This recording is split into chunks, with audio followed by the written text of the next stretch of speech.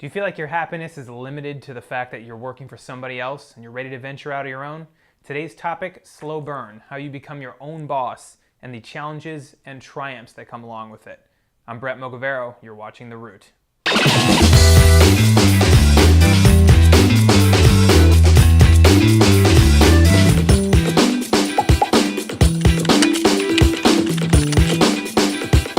So how do you know you're ready to go out on your own? This could be a difficult question to answer depending on your current situation. This could be money related, could be happiness related, there's a disconnect for some reason, or you're just ready to kind of move to the next chapter of your life. I would say, in my particular case, I wasn't unprepared for the situation when I would, potentially have to fend for myself after losing a job and go out on my own. In a lot of ways, I'll be perfectly honest, I don't think I would have, I would be strong or courageous enough to go out on my own had I not just been thrust into the situation. With that being said, I did have plenty of clients before I branched out on my own. It was not a clean break, and I was just all of a sudden fending for myself. It was a slow burn. I freelanced and worked full-time for 5 years before, I had lost that job. So I already had a little bit of experience in how freelancing and how, running a small business was kind of executed. So a couple things to keep in mind, and especially the initial challenges if you're thinking about doing this soon or within the next couple months. Keep in mind working from home, if you don't have an office already, that can be very difficult. The inconvenient and inconsistent pay. So all of a sudden you have this whole new slew of problems. All of a sudden you don't know if you're going to get paid the same amount every week, month, however you usually get paid. You don't know if it's going to be through the same method.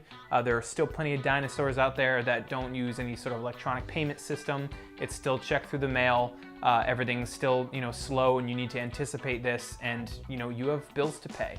You have food to eat. There's all these things that you've gotten used to when every other Friday you get a certain amount of money and you can count on it. All of a sudden, you don't have that luxury anymore. It can be kind of daunting, but in a lot of ways it can be very exciting. You need to think about health insurance. You no longer have that cushy health insurance package that you had at that large company anymore. And this can be, this can be a problem, but in a lot of ways there are a lot of, even co-working spaces like WeWork, or through the Freelancers Union, there are a lot of options for freelancer or independent or self-employed options out there and packages that a lot of these companies offer for people just like us. And it's just pretty great because they're starting to realize that 60% of the workforce is looking towards being self-employed. Another thing you have to worry about is taxes. So I just did my taxes. It was much more complicated this year. It'll be the last I do without an accountant. Freelancers have to pay taxes 4 times a year. The IRS does this because this is technically a newer way of working and living, even though freelancers have been around forever.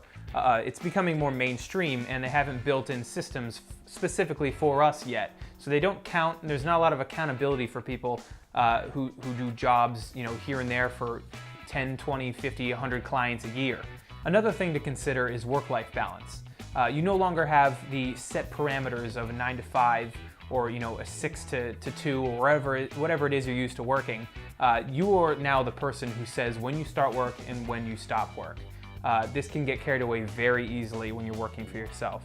I always joke every time with my friends. I say, I'm the worst boss I've ever had. At a certain point, I was just working every time I was awake. I would wake up, work to the end of the day till I couldn't stay up anymore, and then I would just wake up and the next morning and do the same thing again. It was unhealthy, and I had to set parameters for myself.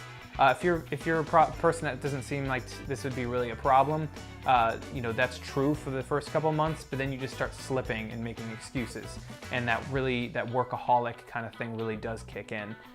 I would also plan on having a nest egg. Not everybody has a lot of money stashed away. Not everybody's good at saving. I would say, putting away probably 2 months rent, enough money for food, enough money for your usual luxuries would be a good, kind of safe estimate, because you don't know if you do get a client, it's just as when you start out, that's great. But there will be a certain period of time where you have droughts. There's great times and there's bad times, and if you don't have consistent work coming in, it can get a bit dicey, especially when you have a landlord or mortgage to pay. You need to have something to fall back on. that was probably the number one thing, I didn't necessarily do when I kind of, was first let out on my own. And student loans, all this stuff's a problem. So I would definitely make sure you have a nest egg. So these are all potential, very adult things that you have to deal with when you become a freelancer. And these are all the realities of it. These are the things that you have to start dealing with. They're a little more intense than when you were working for somebody else who dealt with these things. But that's not just all this is. There's so many positives about this particular lifestyle. The work-life balance can be amazing if you work it to your advantage. A lot of times, if you have a family, it's amazing to be able to work from home and set your own hours, see your kids, take care of the people that you need to take care of, and take time off, take a day off. I took a day off to shoot this video today because I can. There's no boss yelling at me or telling me I can't do this. It's an amazing freedom, and you feel like you can be your own person. Is one of the most empowering things about working for yourself. You can work from anywhere. I mean, with that luxury, I would say for the month of August, I'm out of the co-working space in London for the entire month of August. Not particularly because, I have to be there for any reason, but because I can. I'm exercising my freedom to be anywhere that I want. If this sounds like something you're potentially interested in, I highly recommend checking out Remote Year. I was kind of looking around on their website the other day. I saw this concept, a couple weeks ago. Basically, for a set fee, I believe it's $28,000 for the year. You can work from, I believe, 12 different cities. You move from a city each month. They set up a space for you to work in, computer, equipment. Basically, if you run your business from anywhere, they will set it up where you can travel the world while doing so. Now, this is a very cool concept. I've thought about doing it next year or the year after that. It is certainly something, if you want to see the world and feel like being stuck at one particular place is not for you, I highly recommend checking it out. Remote Year. Awesome. It's a wild, strange thing where you all of a sudden have your reach in places that you never thought you'd reach for. You just kind of follow one path that leads to another path, and all of a sudden, you used to do this, and now you're doing something completely different. And it basically opens your world in a Pandora's box of possibility. I find myself now doing things I never thought I'd be doing. I've met people I never thought I'd meet. And it's been, a lot of those opportunities where I would have just been stuck at a company that, I didn't particularly want to be at or I was unhappy with. I now found myself responsible for getting myself into unique opportunities, and such great things have happened because of it.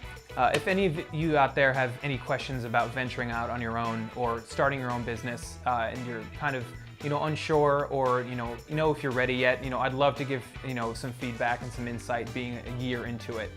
So leave any of your questions at moog.us/theroot. Check us out on Facebook. I'd love to hear from you guys. Thank you for tuning in. I'll see you next week on The Root.